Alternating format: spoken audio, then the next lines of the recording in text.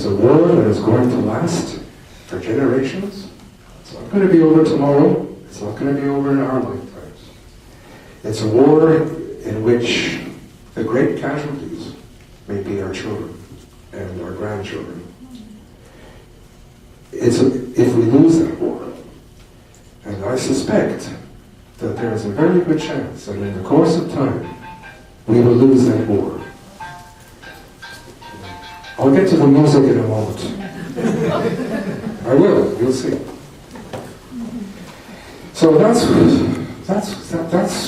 what 9/11 meant for me, and probably for most of you. And for many others too, but not enough. We're still in the middle of the battle, and as we all know,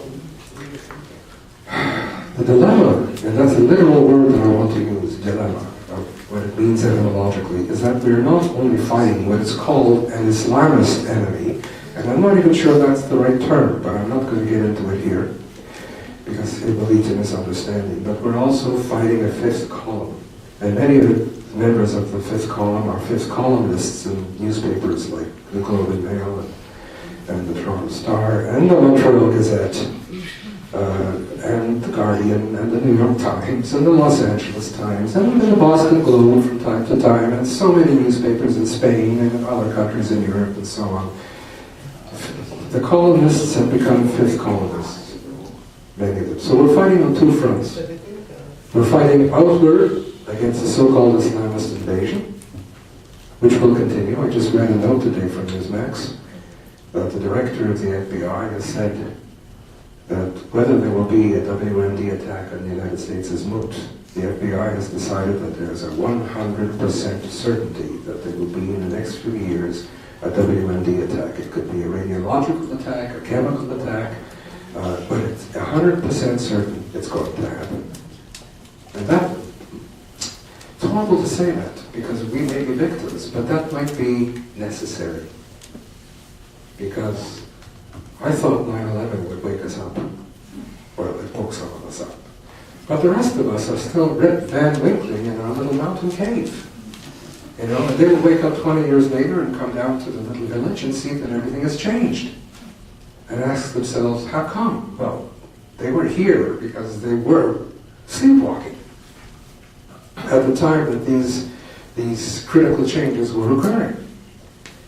These are the people who are enabling those who wish to destroy us. So it makes it very difficult to fight on two fronts at once. When you have to fight on two fronts at once, there's a good chance you might lose. Because you can't concentrate your forces and your energies at one particular point where you know the enemy resides. So I'm not all that confident. In fact, I've often compared our civilization to the Titanic. I've written essays about this, in which I say very clearly, you know, the people who are in the wheelhouse are just fighting amongst themselves about who's going to be the captain. And the crew, as the old joke has it, just arranging deck chairs, you know. And they're all steering directly for the iceberg, and if they just looked up for a moment, they would see the iceberg. It's huge, it's massive, it's 10 times the size of the ship. The iceberg is not going to sink. The ship will, if there is a collision of the twain, as Thomas Hardy wrote. It's so obvious.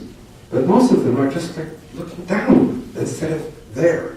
And if that collision occurs, we know what the result is going to be, whether it's today or next year or 10 years from now. We have to. This is the dilemma that they're confronting. I remember, and I think the ship will go down. I really feel that's going to happen. I was interviewed by André Pratt, whom you might know is the editor of the La Presse. This was before he took over and steered the ship of the La Presse very much à gauche.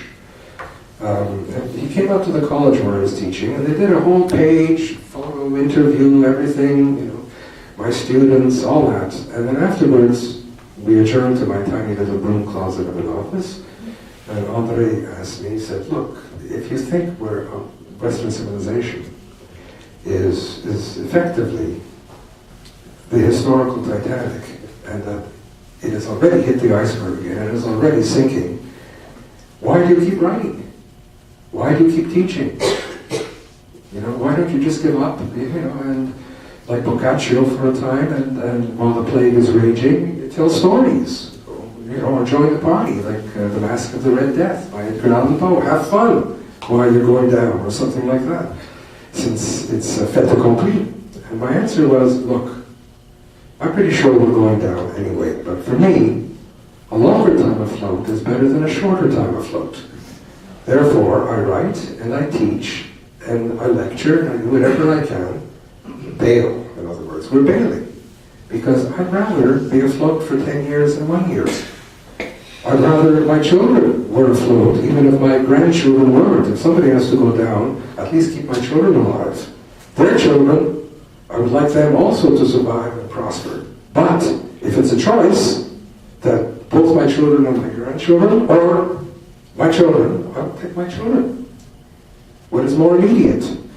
So, and I think maybe many of you can sympathize with this, when one experiences one's deeply pessimistic moments, looking through the glass of the wheelhouse, and thinking, why bother? Why bother? You know, why not just buy a yacht in the Caribbean, stock it with booze and babes, and let it happen? But we don't, because we think either we may triumph, there's always a hope that we may triumph, or B, even if we lose, we can keep the war going for as long as possible, but so that we can still survive. And that's basically the way I feel about things. Better a long time afloat than a short time afloat. That's what 9/11 taught me. Now, I want to get from there to a subject that is related to the events of 9/11. Today we call it, well, we called it for a long time, certainly since Trudeau, multiculturalism. Because the idea of multiculturalism is intimately related to the leftist ideology that prevails at this time. You can't really fight the left, if that's what you want to do, without trying to understand and contest the dispensations of multiculturalism, because it is effectively the brainchild of the left. In Canada, it was the brainchild of one of our leftist prime ministers, Pierre Trudeau. I loved him for his samples. I loved him for his pirouettes at that time, Expo 64, whatever it was, you know. When I started looking into it a bit more in later years, I stopped loving him. And then I started disliking him. For many reasons. For his friendship with Fidel Castro, for many of the things he wrote and said that he didn't necessarily clearly, effectively repudiate in his later years, when he was a young leftist. And for bringing us, even for repatriating the Charter of Rights, which I don't think ever needed to happen. And it's created more problems than it's solved. And for introducing the concept of multiculturalism as we understand it today. Now, before I go on, I'm going to get a little bit formal for the moment.